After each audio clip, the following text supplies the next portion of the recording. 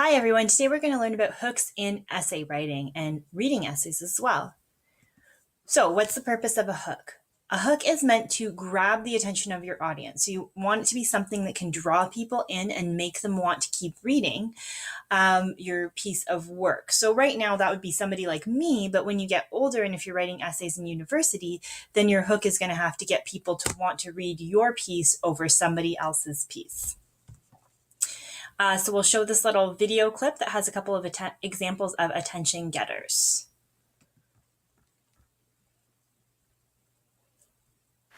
I need to make a confession at the outset here. A little over 20 years ago, I did something that I regret. Something that I'm not particularly proud of. Something that in many ways I wish no one would ever know. But that here I feel kind of obliged to reveal. In the late 1980s, in a moment of youthful indiscretion, I went to law school. So this gentleman was trying to draw you in using some humor, and he's also trying to draw you in by including some information about his own life. I'm honored to be with you today for your commencement from one of the finest universities in the world. Truth be told, I never graduated from college, and this is the closest I've ever gotten to a college graduation. We the people. So again, there he was trying to draw you in with a little bit of humor, and then also including a story from his own life, so that it made you sort of connect and empathize with him. In order to form a more perfect youth. 221 years ago, in a hall that still stands across the street, a group of men gathered and with these simple words launched America's improbable experiment in democracy. Farmers and scholars, statesmen and patriots who had traveled across the ocean to escape tyranny and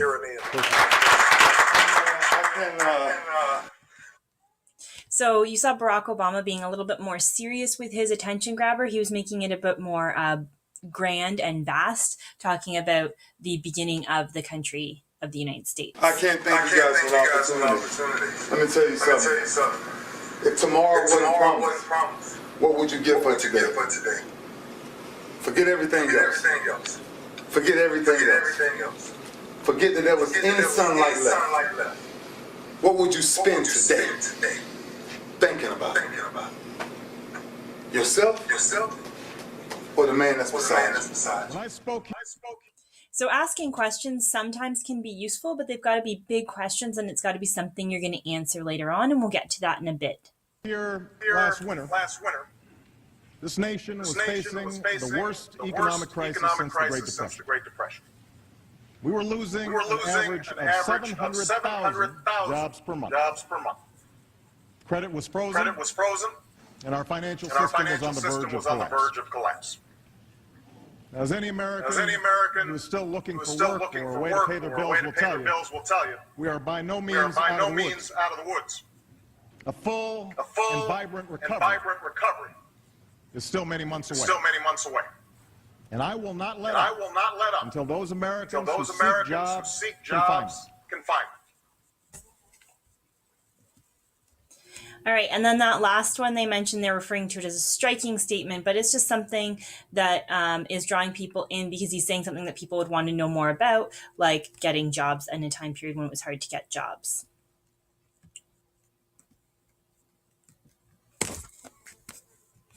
So now we'll move on to the next example. So this is also an example that you're going to see throughout, where I'm going to include some images to show you sort of attention grabbers in advertising, because it's very much used in advertising, and then attention grabbers in actual essays. So the one that I'm showing you here has a picture of a man saying, "I support homeless shelters that are far, far away from where I live." So it's drawing in your attention because, you know, you might be drawn in by saying, "Oh, that's nice, he supports homeless shelters," but then he says he doesn't want them to be anywhere near where he lives. Well, why would this person be saying this directly? So you want to find out more. So we'll go through a bunch of different types of hooks.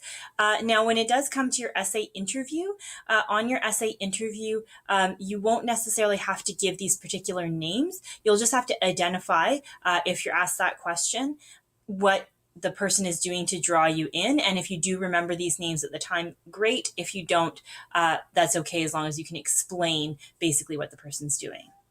So the first one is a provocative statement. So a provocative statement is something that's meant to startle or surprise the reader. It's something that might be a fact that you've never heard before, but it does have to be true. If you say something and it's not true, then it's not a provocative statement. It's just you making up a lie, and then the person's not going to trust or believe you as you continue on with your essay. But you want it to be something that definitely gets them thinking.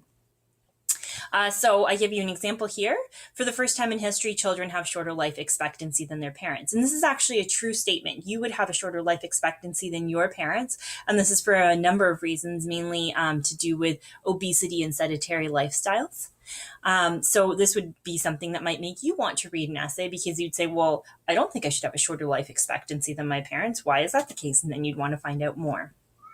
And then here's an advertising example. So it's a little gross, but it's a kind of picture of a doll eating a bug, right? And then it says kissing a smoker is just as gross. So it's a provocative statement because it's making someone say, you know, maybe if they are a smoker, they may not want to be compared to eating a bug with kissing a smoker. The next one is significance of subject. So the significance of subject is meant to show the reader how important the subject is to them. So why it would be personally relevant to the person who's reading, and thus you should want to read this because it's personally relevant to you. It does work better if the subject has personal importance to the reader. So for example, if it was an essay about applying to university, it might not be very relevant to me as an individual, but it certainly would be relevant to you as an individual. So something that's significant to me is not necessarily significant to you. So here's an example, and this is just a made up number. I'm just trying to show you what this might look like at the beginning of an essay. In recent studies, it has been determined that 60% of Canadian university professors believe that high school students are unprepared to enter post-secondary education upon graduation. So if you came upon this, say on a blog post or in a magazine or on a newspaper article or something, you might want to continue reading, because as someone who's going to post-secondary education potentially next year, you'd want to know why they thought you weren't ready for it. The professors have noted that many of these students either perform extremely poorly or are failing out of their first year studies. So this is something where, again, you may want to learn or read more about it because you are someone who's going to be that first year student very soon. And then here's an advertising example. So you see two pictures here. There's a little black and white picture in the corner. And then there's this larger picture up here. And it says, not everyone who gets hit by a drunk driver dies. So the girl in the little black and white picture is actually the same person as the girl in the larger picture. So they're trying to show you how significant that subject is.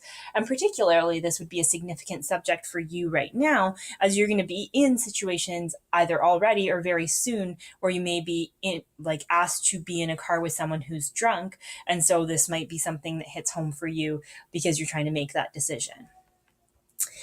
Generalization is when you give a general idea of what you're going to discuss. So this is something that you're probably quite used to doing in your essays from previous years. It's something we often instruct younger students to do in their essays, but it does need to be narrowed down in later sentences. So it needs to be taken from a generalization that could apply to anybody or anything and then be narrowed down later on. So here's an example. Many of Shakespeare's plays were tragic, so obviously that's pretty much all you read in high school. But Hamlet is considered to be one of Shakespeare's most tragic plays. So it starts out very general, many of Shakespeare's plays, but then it goes more specific into Hamlet. But you notice, even though it's starting generally, it still is talking about Shakespeare's plays, so it's not like there are lots of tragic plays. Many of Shakespeare's plays were tragic. Then getting into Hamlet, it starts right into Shakespeare's plays.